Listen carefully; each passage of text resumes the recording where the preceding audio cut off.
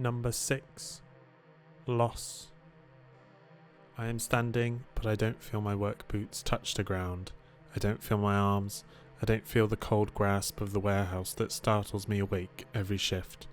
My body begins to move, but I don't think about movement, nor do I want it to move forward. I want to go back. I want to leave and never return. The body begins to move over to the metal door that stands between the hallway and patient 145, who is locked in their cell. The body does not think about this and continues moving. I try to force the body to stop. I begin to think about grasping the body and taking back control. I start to feel the shuddering vibrations of my feet touching the floor, but I cannot control the feet.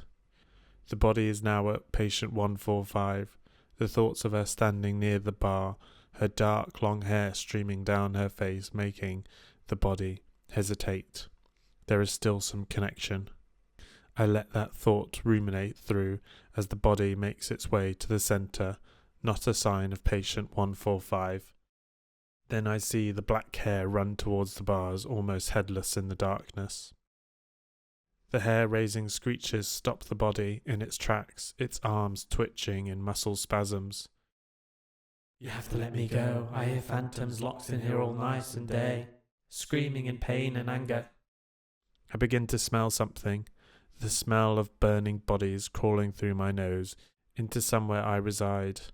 It makes the body dizzy and nauseous. It begins to fall over, but I stop it from falling. The feeling of control of my own feet coming back to me, but the arms and head I still can't feel. I move forward towards 145 and fall down onto my knees. I look towards my right and left hand. They lie motionless at my sides, but I concentrate. I begin to feel a connection with my hands as well. I grasp onto the bars, but 145 recoils, her eyes wide and fixed onto me. You have phantoms trapped inside you, wanting to be free. There is darkness forbidding you from escaping. My right arm begins to cramp and twist in pain. She once again recoils away from me and clamps down on her ears like she is hearing a cacophony of wails. I cannot help, she shouts through the silence. The stare has got to you. I begin to grasp at my mouth and my left hand, pulling, scraping at it to speak. She looks at me, and her eyes remarkably widen more than where they were. You cannot free yourself, you have to stop, she urges me. I feel blood oozing down onto my hand, and I stop instantly, once again grasping the bars, my hand shaking at what I've done. The body's mouth begins to say, spluttering through the viscous blood, I don't need to be saved. It's my voice, but I did not speak. It's like hearing a recording of myself.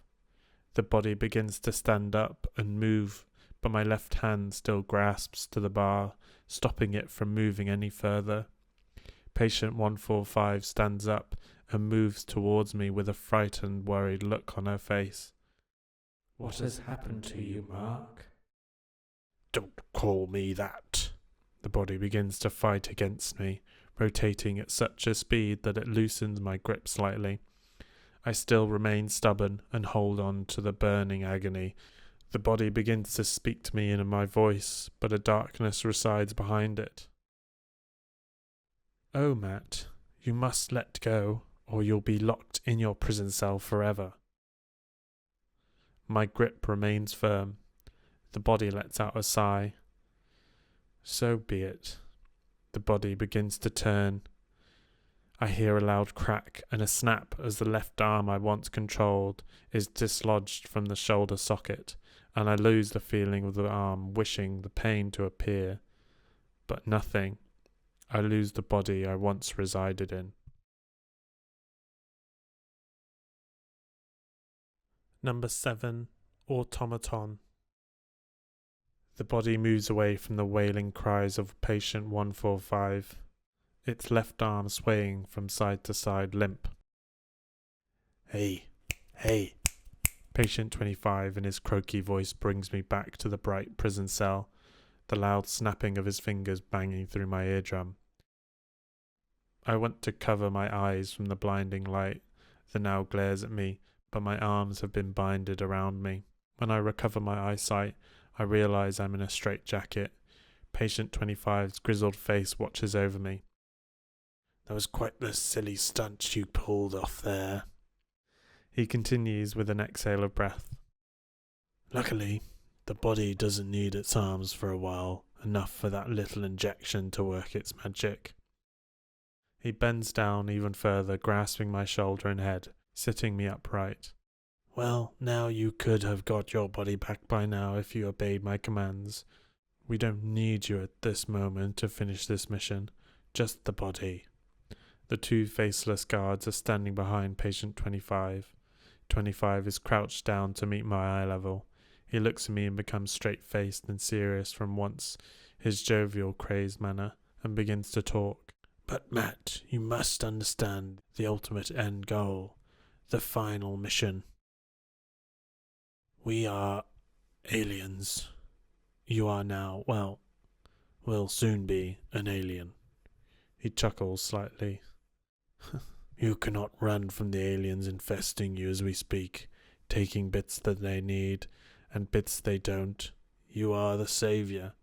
Your mind is a perfect specimen to naturally infest and truly integrate with. He interlocks his hand with a smile. Now the mission. We aliens cannot thrive without possession. We must build ourselves up and evolve through combining with and taking over living creatures. Once we have evolved past a certain point, we will remove our exterior shells and leave or stay on your planet. You, Matt, are an evolutionary step. I begin to feel woozy, tingling senses taking over my brain, and I feel lightheaded, small dots swimming around my eyes. I hope they are just the blue dots. Patient 25 looks at me with a hopeful glee. Oh, it's starting. Enthusiasm comes through his rasped voice. He looks over to the henchman, one, to his right, and hurries him over. He reaches me, unfurls my arms from their restraint. My arms lie limp at my side, the life fading from my eyes. He lies me on the lifeless concrete floor. Patient 25 walks over me, blocking the light from blinding me, his uneven hair cut like a jagged eclipse. Sweet dreams, patient 29.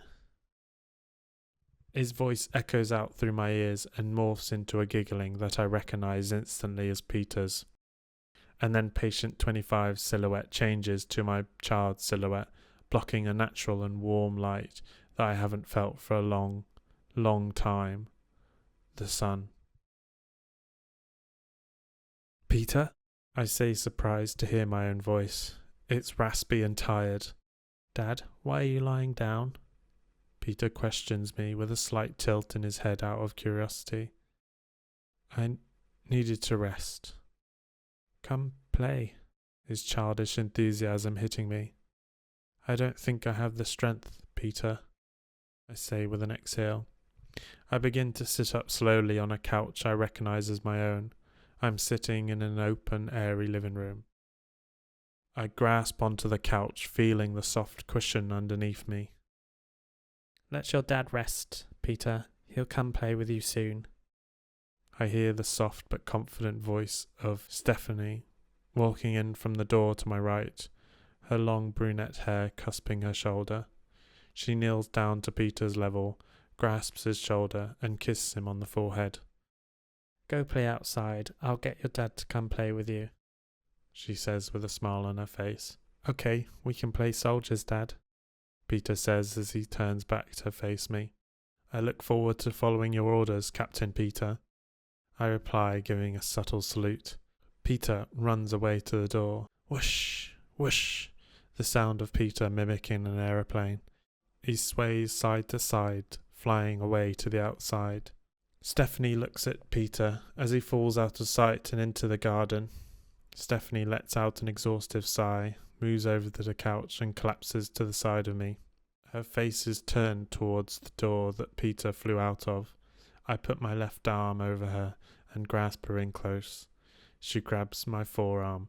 I smell her hair, fresh and fragrant.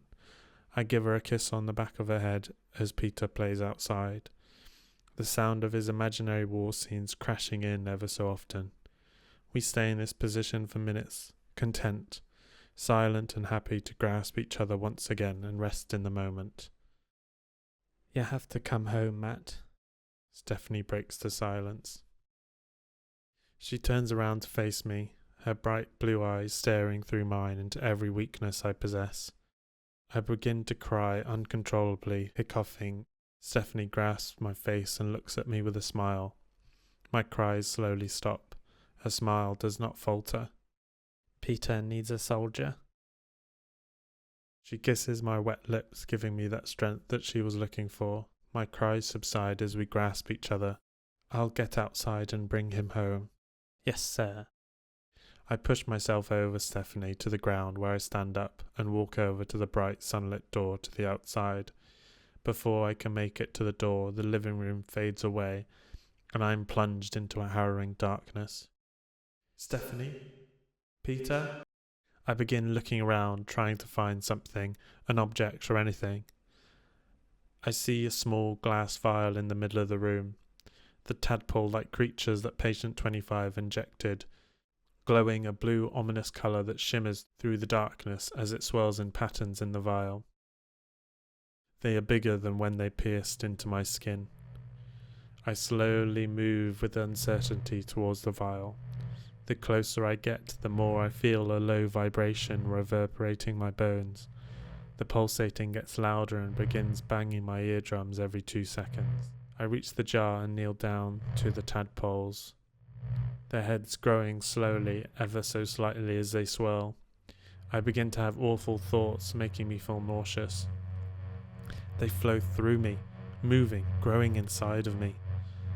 The pulsating now changes to every 1 second, and then every 2 seconds, and then it becomes arrhythmic, like someone speaking underwater. The nausea overwhelms me, and I throw up onto the vial, but the vomit is not normal, but filled with a black tadpole-like creatures swimming around the vial. My heart turns cold and sinks to the furthest corner of my body. I begin to feel dizzy, the vial and vomit now spinning uncontrollably, and I faint onto the floor. The thought of what is becoming of me spinning in my mind as I close my eyelids. The final thing I hear sounds almost like a proper language I've heard before.